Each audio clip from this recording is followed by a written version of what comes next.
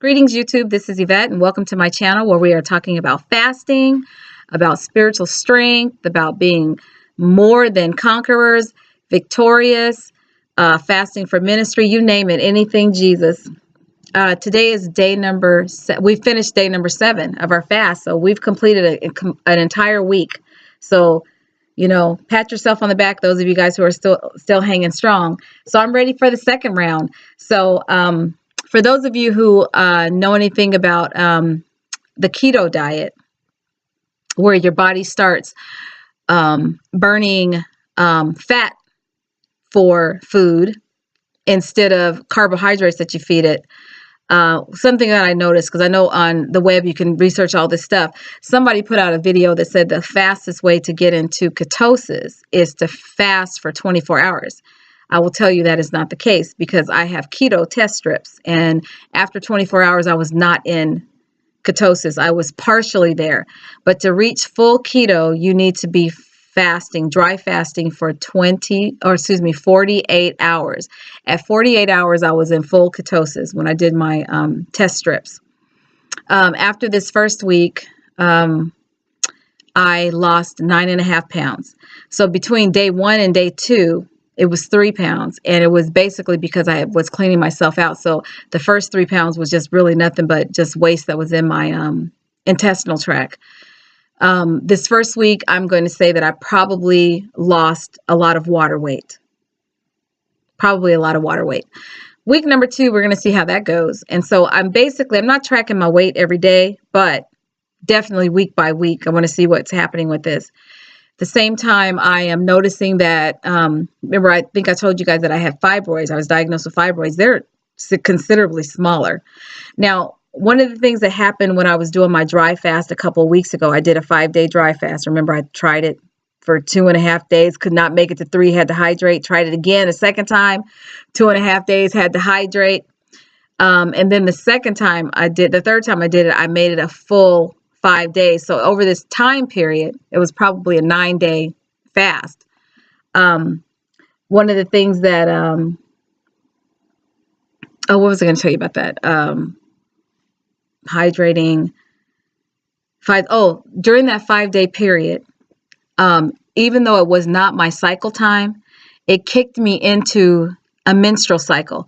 And there was another woman that was on doing a hard dry fast where she didn't do any water, any shower, nothing. She didn't come into contact with water, which to me that didn't work. But I noticed that on her video she had gone into a cycle, and so I didn't know if it was timed around her cycle time. But I think that when you do the dry fast, it causes your body to try and get rid of stuff, because that was not my, like I said, that was not my cycle time, and I ended up with having a cycle. So I'm wondering if being on this will force me at some point, but I'm hydrating, so nothing's happened so far. But I think that dry fast is so major on your body. So I'm telling you, if you have some sickness and disease going on, do a dry fast, because you're going to kick everything out. It don't want to hang around. But it's really hard to do the dry fast. So what I did find is like this last time I was doing it, I was actually dizzy and had to hydrate after the 3rd day. I made it a full 3 days, but I had to hydrate because I felt like I was going to pass out. And you don't want to get to that point. That's not necessary. We're not trying to kill ourselves. We're fasting for spiritual strength. We're fasting, to cure things in our bodies. The other thing is, I was thinking, you guys remember that I don't eat meat, but I do fish.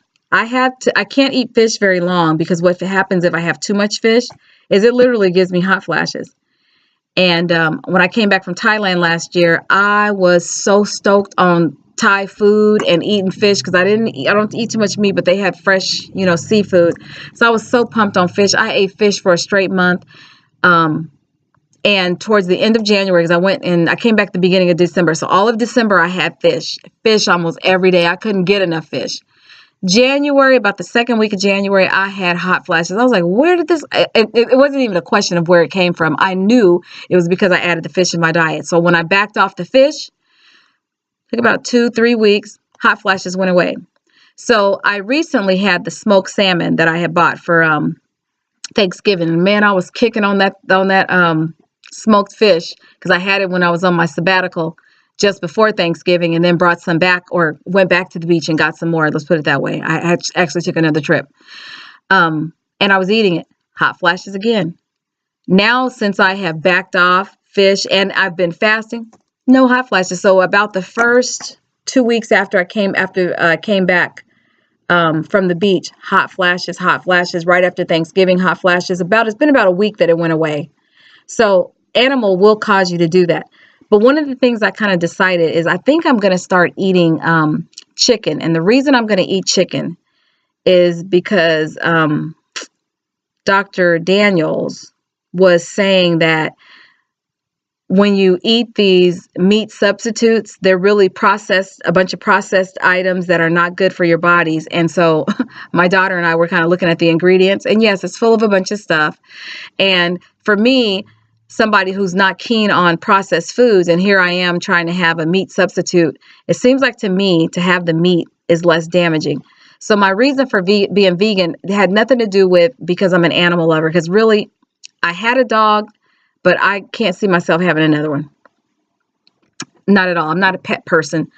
And but for the most part, I didn't eat meat because there was a study that was done. And when they fed ant lab rats, I think they were feeding them beef, and they gave them cancer. The cancer grew when they ate the meat. When they took the meat away and gave them a plant-based diet, cancer went into remission. So for that reason, I was like, I'm done. And I didn't even have chicken, but I'm thinking I may just add chicken, but that's going to be a few months from now. I'm going to play around with that in a few months, but we'll see how that goes. Because I think that one of the things I want to do is have the protein, because I know keto is big on protein and I need to really build muscle. So that's on my note here. But now we're going into the second week phase, the next 7 days. And, you can jump in any old time. I'm encouraging you guys to join this fast. And the reason why I'm saying it is because a fast, when you are in the body of Christ, is major for you. It's major. There's a reason why. Number one, it resets your body, renews your mind.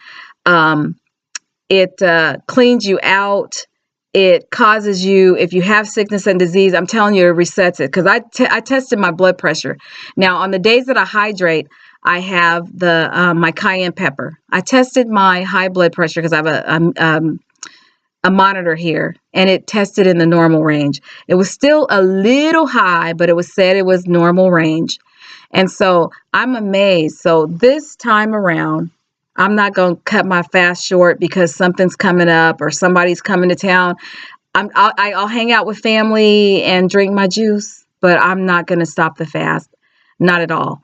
I don't care what God gives me, because you know how he always blesses me, and then I stop my fast because I get what I'm asking for. No, not this time. I don't care how much he showers down. I'm going to continue fast because my health is at risk, And just because I'm not morbidly obese doesn't mean that I'm healthy.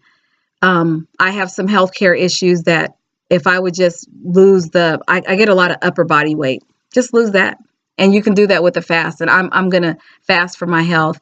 And there's some other things, because I'm fasting for my sisters and a number of things. And, we're all praying in this community. But let's just, keep it going. And if you're going to join in, let me know that you're joining in. Subscribe. And let me know what you want us to pray for. Okay? All right. Take care. And we'll talk to you guys tomorrow. Bye-bye.